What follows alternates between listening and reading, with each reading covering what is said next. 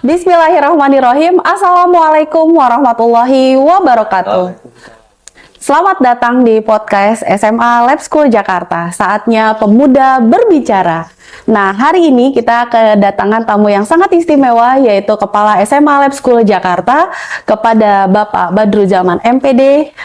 Mudah-mudahan Bapak senantiasa di dalam lindungan Allah dan sehat selalu. Amin ya Rabbal Alamin. Pak, kita mau cerita tentang Lab School nih Pak. Sejak kapan nih Bapak bergabung di SMA Lab School Jakarta? Ya, jadi sebelumnya saya mengajar di SMA 81, itu saat saya kuliah. Sebelumnya lagi saya mengajar di SMA Darun Najah. Oke. Ya, Darun Najah unik, dia liburnya hari Jumat. Iya. Sabtu minggunya masuk di SMA.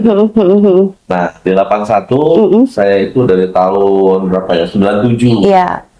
Ya, ternyata di sana juga ada guru-guru lab school. Iya.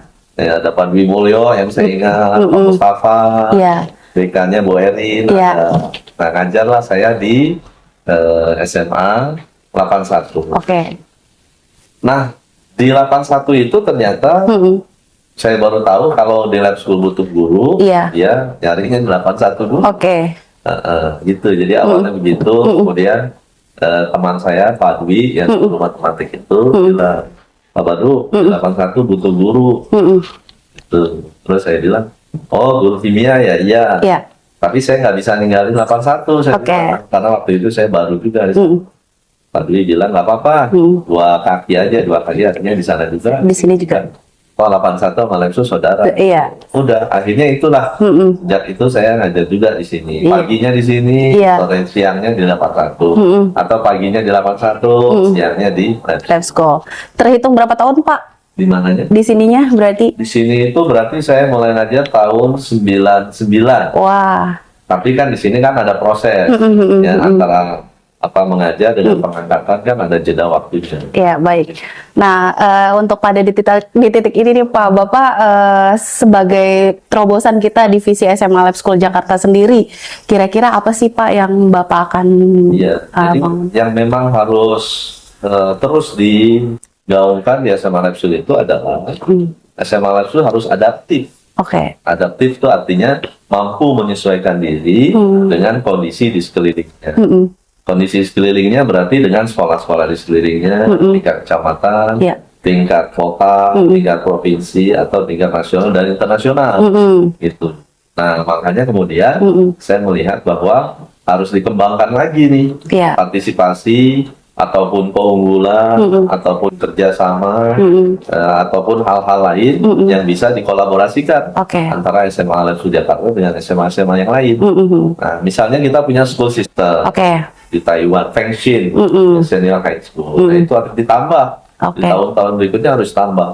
Ya, mungkin dengan sekolah di Singapura, di Malaysia, di Thailand, itu harus tambah. Yang kedua, kita aktif di forum-forum internasional. Ada HAMUN, ada AIMUN, ada AWEMUN, ada kemudian pagelaran budaya folklore. Ada kemudian pramuka, pramuka kan sekarang menggeliat nih, banyak ikut di event-event dunia, gitu kan? Itu harus diaktifkan lagi, dipromosin lagi.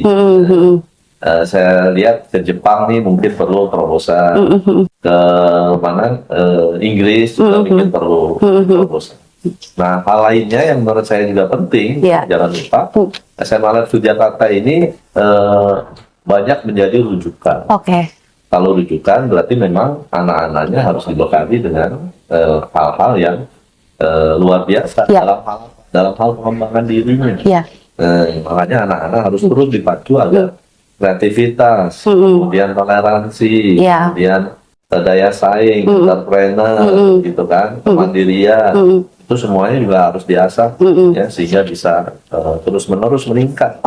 Kalau masalah kelulusan, kayaknya sih udah teruji deh, ya, yang diterima di perguruan tinggi nasional atau internasional favorit itu udah mencapai cukup banyak. Gitu ya. Jadi saya kira itu yang terus harus dikembangkan di SMA Lab School Jakarta. Adaptif, intinya kalimatnya itu adaptif. Adaptif itu artinya mampu beradaptasi dengan kondisi di lingkungan. perubahan apa yang ada di lingkungan, adaptasi. Dulu sebelum kurikulum Merdeka kan, ya kurikulum apa perkembangan. Muncul kurikulum Merdeka, kita kan jadi sekolah penggerak, diseminasi kemana-mana segala macam. Nah, setelah ini kurikulum apa lagi, perlu partisipasi apa lagi, guru-gurunya juga harus meningkat, kapasitasnya meningkat, ya kemampuan profesionalnya meningkat, dan karyanya juga meningkat. Ya, jadi saya merencanakan semua guru di sini punya karya di bidang buku pelajaran pastinya ya, bisa buku, bisa modul, bisa kemudian ringkasan materi soal gitu ya, dan lain sebagainya, suplemen juga bisa.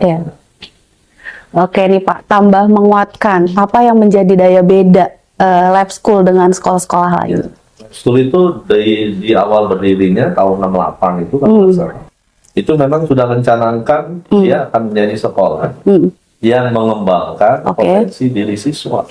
Itu dari awal berdiri. Gitu. Artinya apa? Artinya kemampuan akademik penting. Tapi menurut Lab School pengembangan diri siswa itu lebih penting.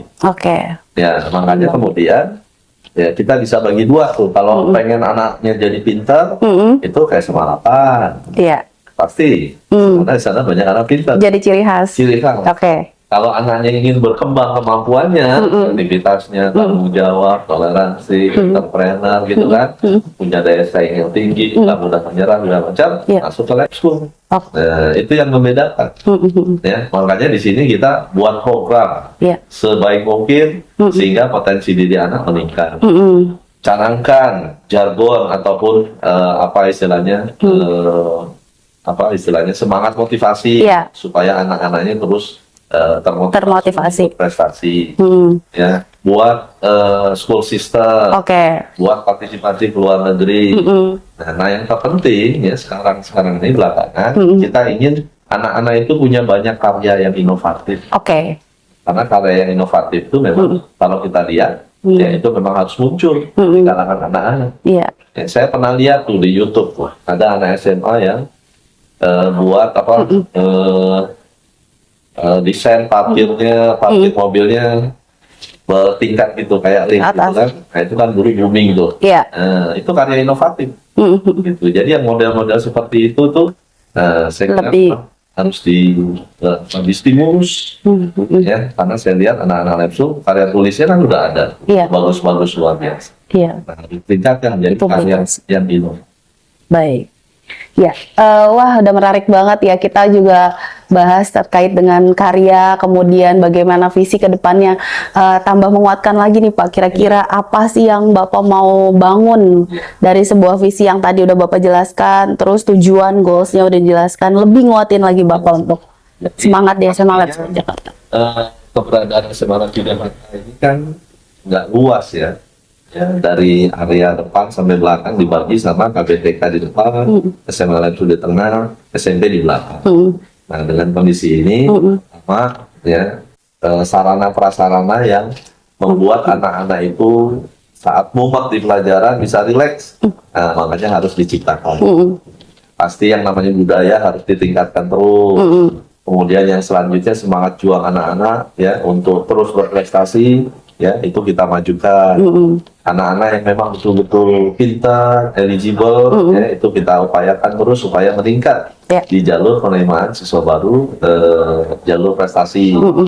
Ya, lalu kemudian ya pastinya ya lomba-lomba di luar, partisipasi di luar, keikutsertaan di luar negeri, itu harus terus dikembangkan. Nah, school system kita ini harus bertambah nih dalam setahun atau 2 tahun ini, harus bertambah. Ya nggak usah lah, menurut saya berpikir ke jauh ya. Karena negara Eropa kalau mau school system juga mereka mikir siapa nih SMA apa ini ya. Makanya kita raba di Asia dulu ya, mungkin coba Singapura, coba ke Thailand gitu, ke Korea mungkin ya. Nah, baru nanti kita ingatkan. Nah, selanjutnya itu karya inovatif siswa. Jadi sebelumnya kita punya banyak piala, punya banyak piagam, punya banyak partisipasi lomba dan sebagainya.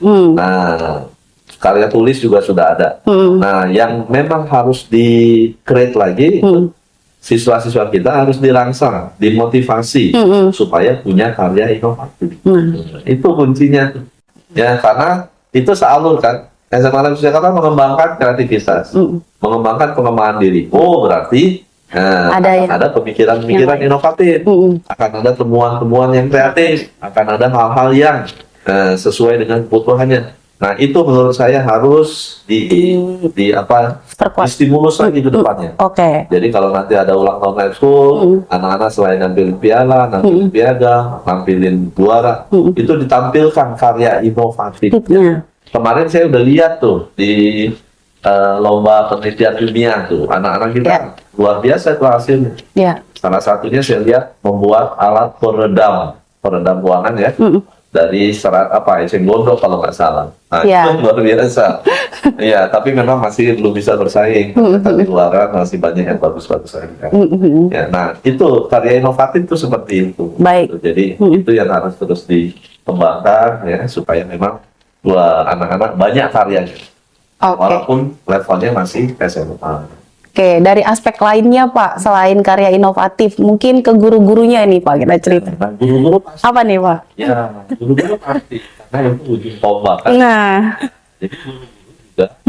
Yang pertama nih, guru-guru itu kan punya catatan bacanya udah banyak, ringkasan materinya udah banyak, soal-soalnya udah banyak.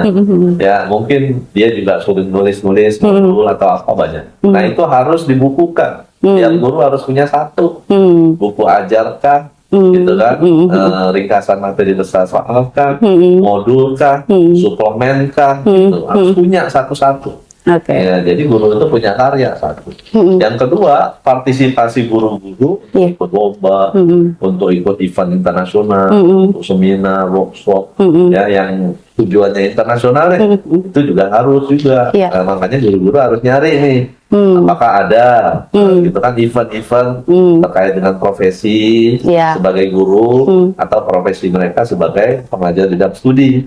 Ada eventnya di luar negeri. Nah, sekiranya ada, bisa difasilitasi untuk ikut, untuk terlibat gitu.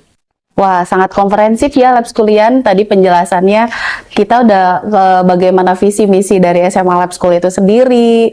Terus tapi saya lupa menyentuh ranah religius nih Pak. Kira-kira dalam hal membangun spiritual anak sehingga dia punya mental yang kuat, terus punya tingkat keimanan yang setiap hari mungkin progresif ya Pak. Kira-kira apa sih Pak yang bisa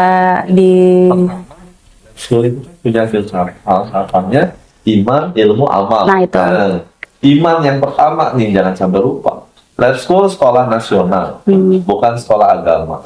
Tapi karena falsafahnya yang pertama adalah iman. Makanya semua upaya yang kita lakukan, ya program-program, dan sebagainya, jangan lupa untuk imannya itu. Nah, di Lab School kan kita udah tahu, tadarus hari Kamis. Itu yang rutin.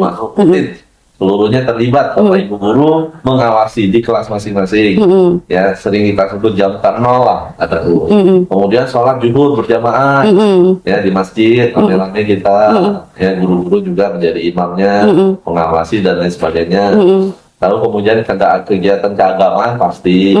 Ya, nah di SMA Lab School ini yang namanya kerohanian Islam, rohis di level anak-anak, itu berdiri sendiri, nggak dibawasin. Upaya menunjang keimanan itu. Hampir setara berarti. Hampir setara, walaupun ya masih di bawah masih.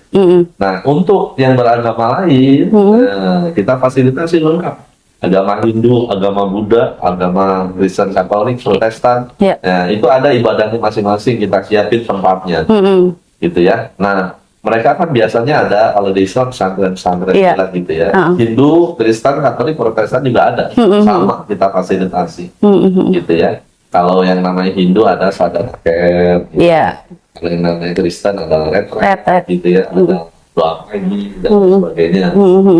Nah, ini di tiap-tiap kesempatan momen kita biasanya ngumpulin anak-anak di lapangan tuh, doa tuh, ya doa bersama. Mungkin setelah itu dilanjutkan dengan sarapan dan sebagainya. Nah, ini kan apalagi menjelang Ramadan, ya saya kira di SMA Lab School guru-guru agamanya sudah sangat luar biasa menyusun sedemikian rupa dengan program Ramadan anak-anak ini menjadi berkesan, gitu ya. Nah, yang mungkin sekolah lain lupa itu adalah kegiatan itikaf. Nah, ini nih kegiatan bulan. Kenapa? Nih saya jelaskan. Ramadan itu identik dengan puasa, betul kan? Berbuka puasa, kemudian iftar, baca Quran, ya, tadarus sudah ya, sholat tarawih, ya, kemudian ceramah. Satu lagi Ramadan, ada yang namanya itikaf. Itikaf itu nggak pernah bisa kalau nggak di bulan Ramadan. Betul. Nah, gitu kan? Iya. Dan kebetulan di masjid-masjid ini, itikaf udah menjamur tuh. Ya, baik yang datangnya malam aja habis kerja boleh. 1 jam. Yang datangnya malam ganjil boleh juga. Nah, di sekolah nanti kita coba stimulus. Nggak wajib lah. Itu biasa. Nah, sehari aja. Bisa nggak mereka beritikaf? Ya, mampu nggak mereka merespon, ya, yang seperti ini. Tapi yang jelas itu, ya harus lengkap Ramadan ini, harus tentang Ramadan ini kegiatannya. Nah, ini kan kita stimulus sebenarnya. Iya, wow, rencananya tambah seru nih Labs kuliah. Nah, terus ada yang baru lagi nih Pak, yang menurut saya terkesan ya dari doa bersama kemarin tuh Pak, hadirnya seorang mahasiswa dari Palestina ya Pak, betul? Sebenarnya itu apa sih Pak yang jadi sebuah semangat gitu ya Pak dari sekolah itu? Yang pertama, kan isu Palestina itu bukan hanya jadi isu agama, itu sudah menjadi kemanusiaan. Nah, itu juga karena bangsa Indonesia, seingat saya sih saat mereka merdeka dulu, Palestina juga termasuk yang mensupport di awal. Makanya kemudian ya kita ambil momen tuh doa bersama kelas 10 itu, ya kebetulan kita bisa menghadirkan mahasiswa tamu-tamu dari Palestina. Satu, anak-anak bertemu langsung ya dari Palestina, sehingga mereka bisa dengar cerita langsung dari orang pertama bagaimana kondisinya. Yang kedua, kita ingin memberikan solidaritas lah kepada mereka itu, bahwa ada loh di Indonesia dan cukup banyak, sangat banyak mayoritas Muslim ya itu selalu menyuarakan yang namanya istilahnya Palestina, isu Palestina, sampai mereka merdeka lah kita terus. Yang ketiga, kita memberikan support buat tamu kita di Palestina, memberikan support selalu bahwa mereka tidak sendiri. Ya, umat Islam ini banyak, umat Islam ini selalu membela dan berada di belakang mereka. Itu, jadi itulah saya kira manfaat. Berarti sesuai banget ya sama visi Lab School, yang dia harus punya kepedulian sosial antara sesama. Gitu. Ya, menarik sekali ya Pak. Lagi Pak, saya mau bahas tentang efektivitas pembelajaran. Kira-kira apa sih sebagai bentuk inovasi supaya pembelajaran kita lebih efektif? Terus kayaknya ada program baru nih Pak yang mau diluncurkan di SMA STEM-nya. Oh, SMA itu kan tadi saya bilang, SMA itu harus adaptif dari masa ke masa. Perubahannya cukup deras dari tahun 68 hingga periode sekarang. Nah, selalu kita kalau kemudian ada desain-desain pembelajaran yang baru, teori-teori yang dikulik-kulik lagi oleh para pakar, diskusi-diskusi yang mulai hangat terhadap model pembelajaran, ya, selalu kita itu berupaya untuk tahu. Ya, mungkin kita panggil pakar, mungkin kita adakan workshop, mungkin kita adakan hal-hal yang lain yang bisa menyerap itu. Nah, kebetulan yang sedang hangat ini kan sekarang STEAM, ya, dan deep learning ya. Nah, jadi itu kita ambil. Ya, ternyata setelah kita undang pakar ke sini, kita adakan workshop, diskusi juga antar guru-guru. Oh, ini menarik.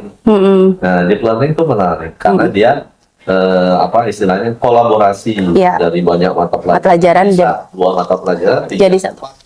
Plus 10 juga bisa, ya, kolaborasi, ya, tujuan-tujuan dari masing-masing pelajaran itu kemudian dikolaborasikan dalam satu bentuk kegiatan mungkin, dalam satu bentuk produk mungkin, ya, dalam satu bentuk aktivitas. Nah, itu buat kami sesuatu yang keren, ya, menginspirasi. Inspirasinya apa?